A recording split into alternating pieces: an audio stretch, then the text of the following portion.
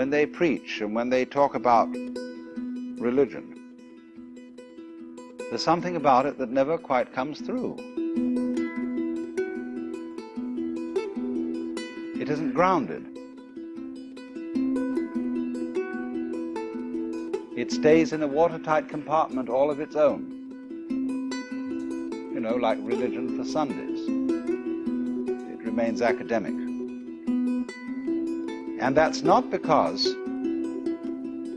people who profess spiritual ideals would, as we say, fail to apply them. That's an ancient misunderstanding.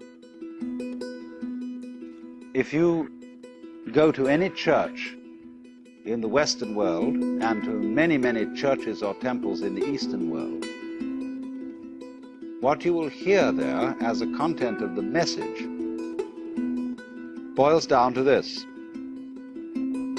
my dear people, you ought to be good. You ought to love each other. You ought to love God, whatever that may be. And this is the way we should live. We are describing you the ideal life. And everybody knows that they're not going to do it. And it's not going to work out like that. It never did, and it never has done.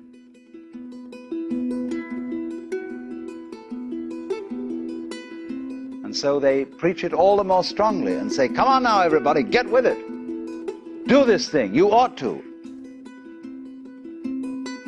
And the preacher, to be modest, has to also to say, I ought to, and I'm in just the same situation as all of you are, but I don't do it either.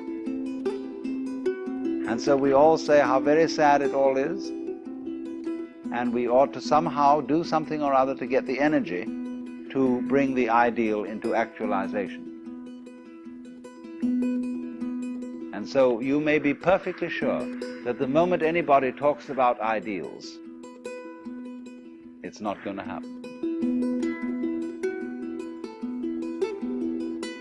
Because wherever there is this sense of saying to yourself, I should,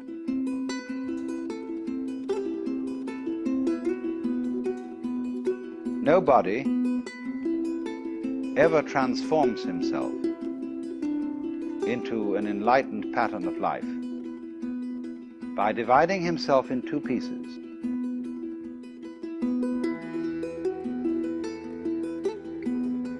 Good I and bad me, wherein good I preaches to bad me and tries to make me over.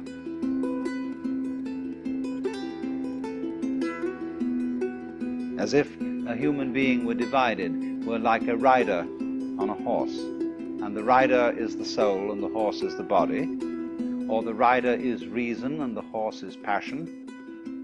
In other words, we've got the opposition of the ego allied with the superego, trying to ride the ego aligned with the id. And Freud's metaphors and Freud's construction of the sort of psychic anatomy of mankind is really derived from Plato, with the image of the soul riding the animal horse. Now, all this is a total failure, because there is a secret connection, as it were a sort of backstairs, between good I and bad me.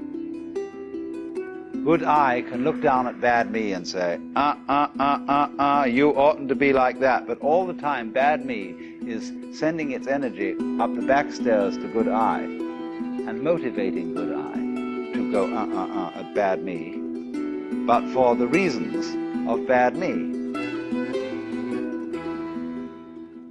I ought to be better because then I could be more proud of myself.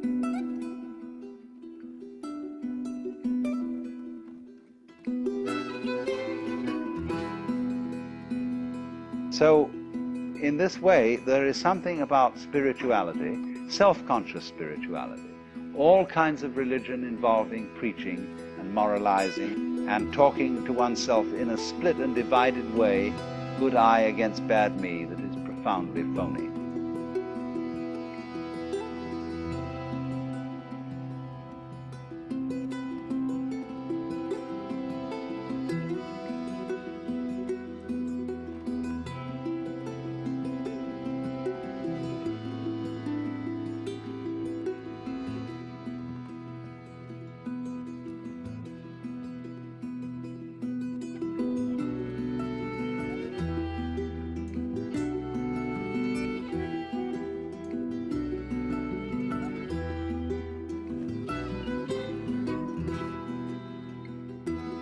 That has been one of the main streams of Buddhist way of life,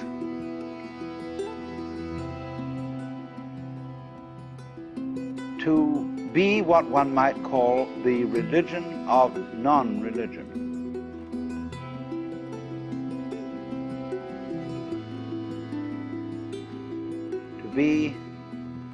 To find, to demonstrate, to convey what is the most highly spiritual through what is the most everyday and ordinary, and to make no division between the two.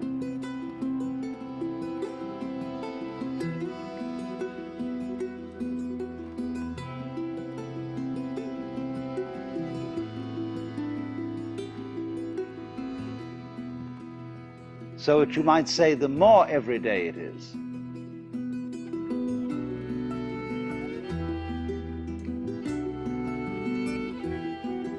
the more truly spiritual it is.